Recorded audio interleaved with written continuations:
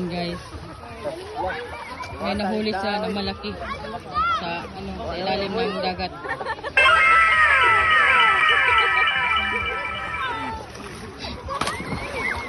Ang laki ng nahuli niya guys.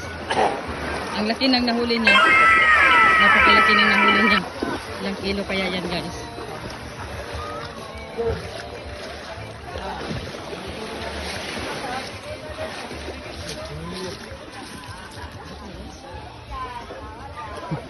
Pupuntahan muna natin yung si Jungkook guys. Kasi malaki yung huli niya sa ilalim ng dagat.